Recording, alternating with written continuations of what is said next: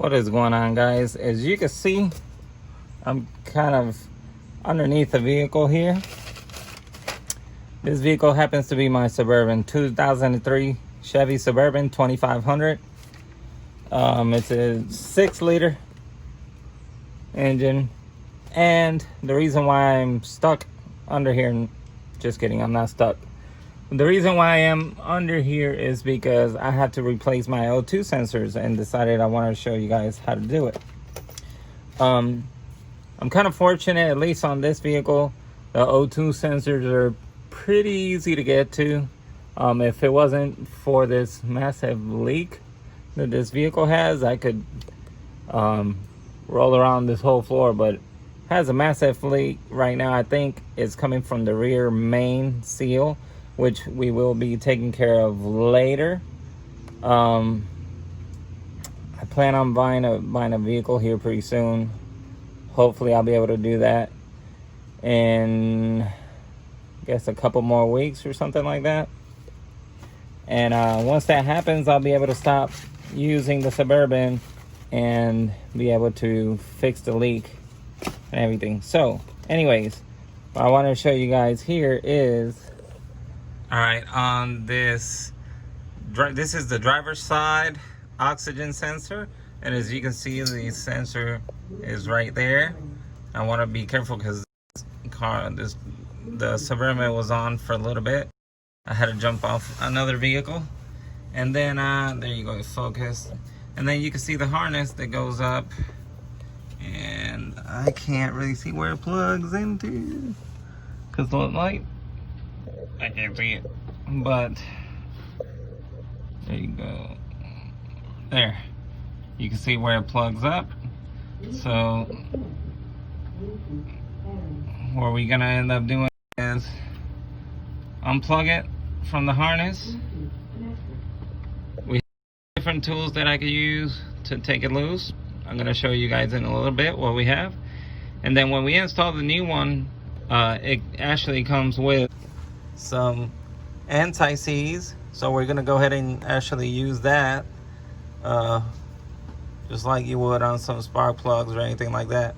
Yeah, definitely use it. It comes with it, so why not? I mean, it's just gonna make life a lot easier if you were to have to change it later on down the line.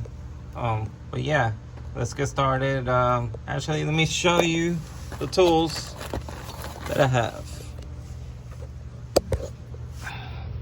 The first tool is a dedicated oxygen sensor socket, and it comes with that slot in here. And I'm going to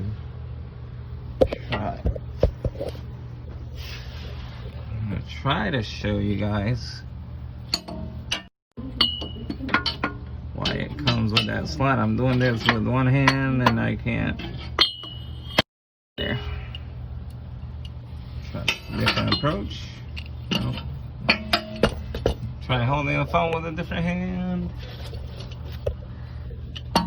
There we go. Okay. Alright, so just because this has the harness, that's why, and the body, that's why it has the slot right there. As you can see, it fits perfect. I'll be able to take it loose. Let's see Lucy, of course.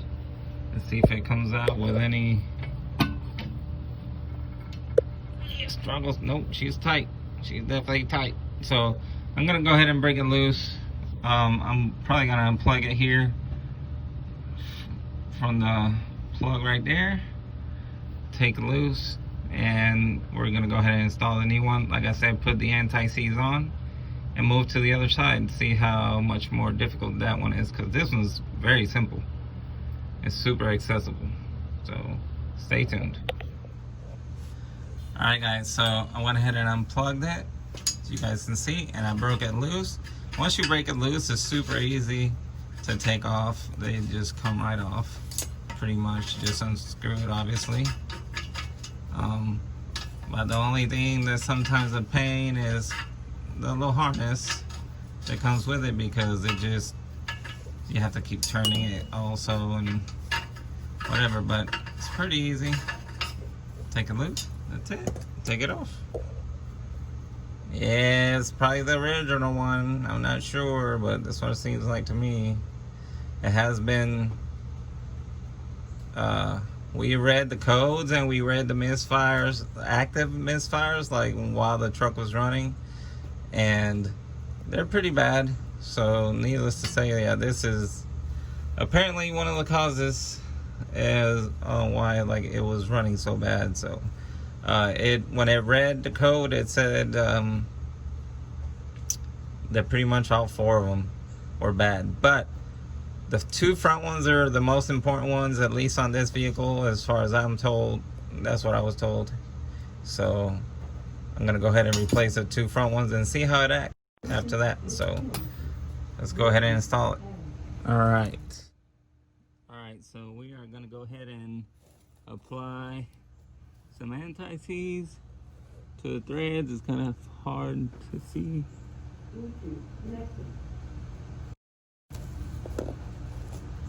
But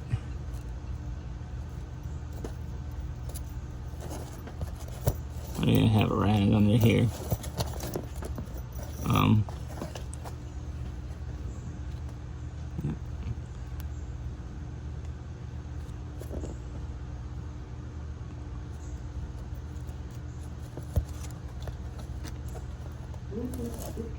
Sorry.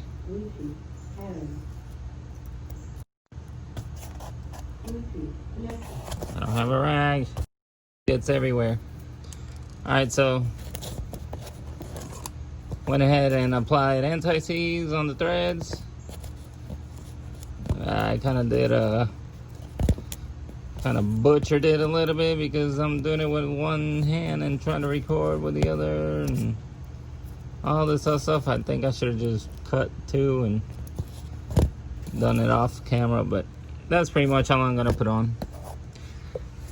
And we're gonna go ahead and install it right there. All right, and just like that, guys, the oxygen sensor is installed. Like I said, put anti-seize on the thread, screwed it on there and tightened it up with the socket that I showed you guys previously. Went ahead and connected it to the harness, and that's it. It kind of just, it doesn't really have, well, at least it wasn't really zip tied to anything or anything like that. I mean, it's short enough to where it's not gonna get on anything. So I left it as is. I could potentially try to zip tie it to something maybe, but I don't know what to. I can't see really anything, but anyway, that's pretty much it. Take the old one out, put the new one in with anti-seize, plug it up, done deal. I'm not sure if I really had to disconnect the battery, but it is a good practice to disconnect the battery before you do anything on your electrical system, any electronics or anything, any sensors or anything like that, which I failed to do. And if I mess up the sensor, it's only my fault. But either way, there you go, guys. I'm gonna go ahead and repeat this on the passenger side. I will show you how easy or difficult it may be on that side, and that would be it for this video, so stay tuned. Alright, so this one's a little bit more difficult to get to. It's just a little tighter, but it's not really too bad. We'll see with the socket. I have also a wrench. It's a 22 millimeter.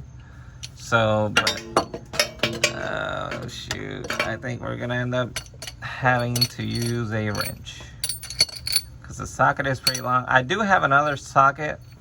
I didn't really take time to try to find it right now, but if this one doesn't really work, I'm gonna have to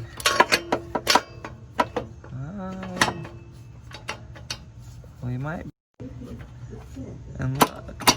There we go.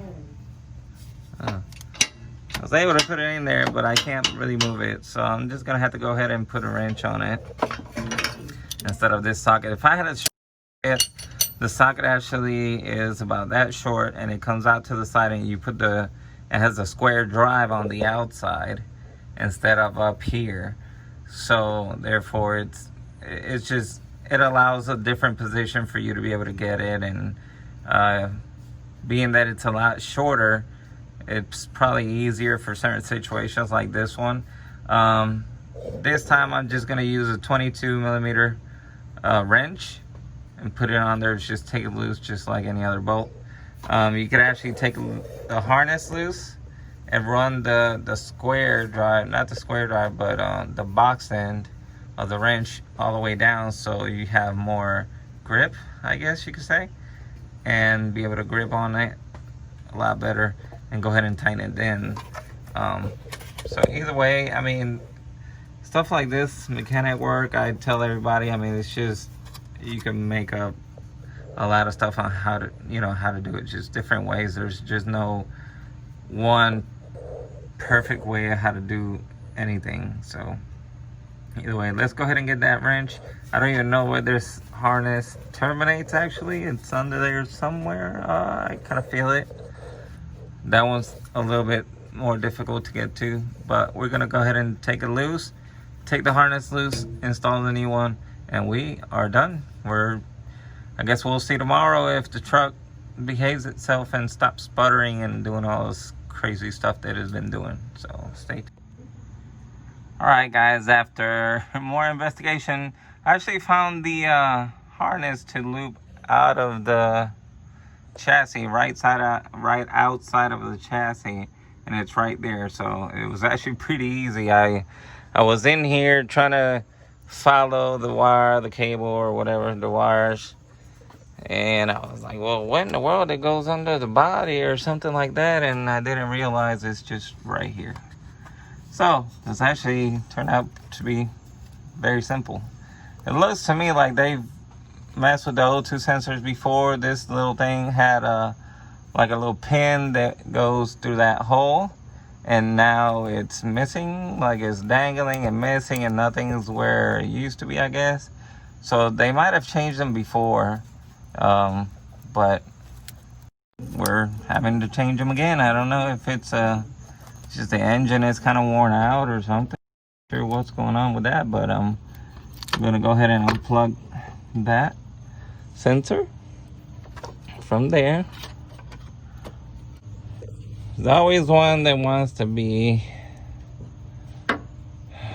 the messed up one, so I'm gonna go ahead and cut it.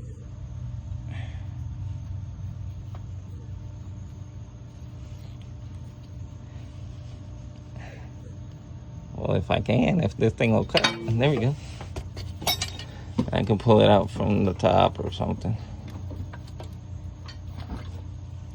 Yep, too easy. And there, I just have the O2 sensor exposed by itself. I'm gonna go ahead and actually grab a wrench, put it through the sensor. That's how it fits the best to me. Look how, oh man. But I like to take another wrench